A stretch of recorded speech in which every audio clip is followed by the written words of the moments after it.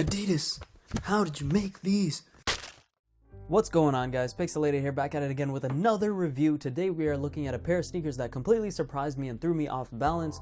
I think you know which pair of sneakers I'm talking about. It's the Adidas Sneaker Exchange collab, the Invincible x Maniere NMD R1. It kind of feels funny saying that because for some reason it does say NMD R2 on the box, but we all know these are NMD R1s just based off the fact that it has the classic 2 EVA plugs / Lego blocks on the outside of the sneaker. Adidas really made all their sneakerhead fans' dreams come true with these. I can promise you at least 90% of us here who love Adidas have at some point imagined what it looked like to have the classic 1.0 Ultra Boost pattern on an NMD R1.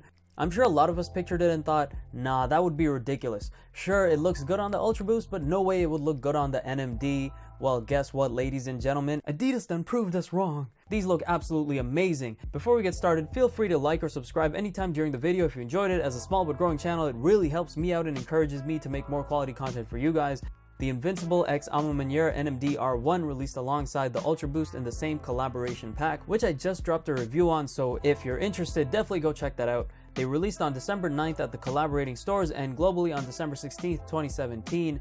The whole concept behind this shoe and the execution of it is similar to that, and it is an interesting one, but we'll get into that later. The way I was able to get my pair, well, I wasn't able to get it. This is my friend's pair. He let me borrow it, so thank you to him. As for sizing, I would recommend true to size to half a size down. I almost always go half a size down in any NMD that is made of a prime knit, or in this case, a prime knit wool blend.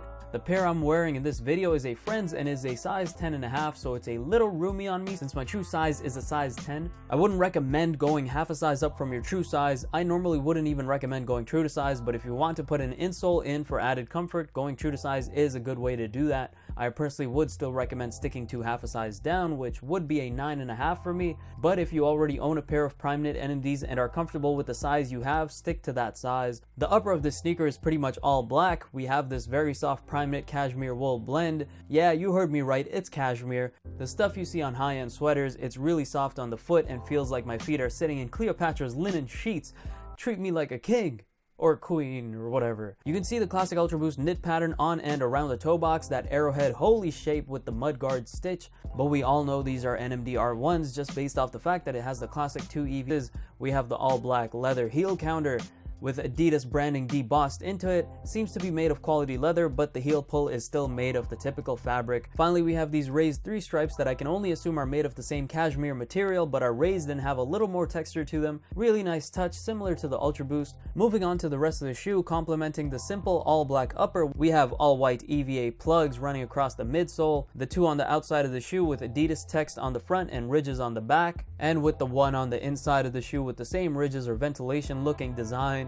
Kind of looks like Darth Vader's mouthpiece. It's funny how it took me like 2 years to realize that. If only it was black also. Guess this is the Stormtrooper version.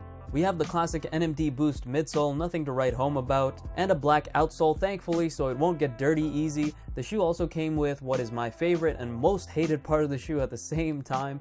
Don't know if that makes sense, didn't even know if that was possible until now. It's these premium flat leather extra laces that the shoe comes with. I love them because I've never seen something like these in the recent last 2 years of Adidas collabs. It's real premium and stays true to the theme of the shoe. The reason I absolutely despise them at the same time is because 1, they're too damn long for NMDs, which isn't really fair because 90% of NMD laces are too long for NMDs, but on top of that, because of the material they're made of, they're actually difficult to keep tied and feel very delicate, like I'm going to rip or damage them if I pull too hard or tighten them.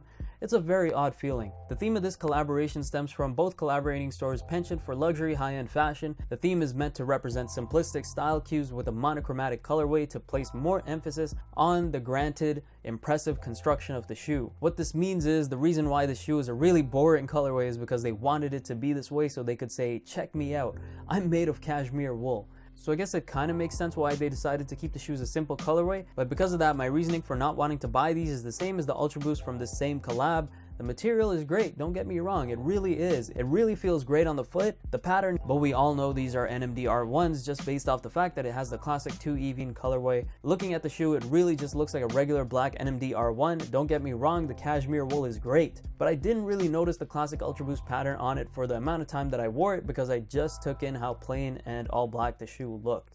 Overall, I can see the appeal of the shoe. For a lot of you who are heavy into the material of a sneaker or clothing or whatever it is you wear, this is definitely the shoe for you, especially if you're into NMDs as well. I love premium material wear just as much as you guys, but if the Core Black Ultra Boost 1.0 is something you find highly coveted but don't want to spend the money for it, these are also for you. A cheaper and higher quality alternative, the quality swag factor is on point with these. But if you feel like you won't be able to appreciate the unique and premium details on this shoe because the simple colorway drowns it out for you, you're in the same boat as me.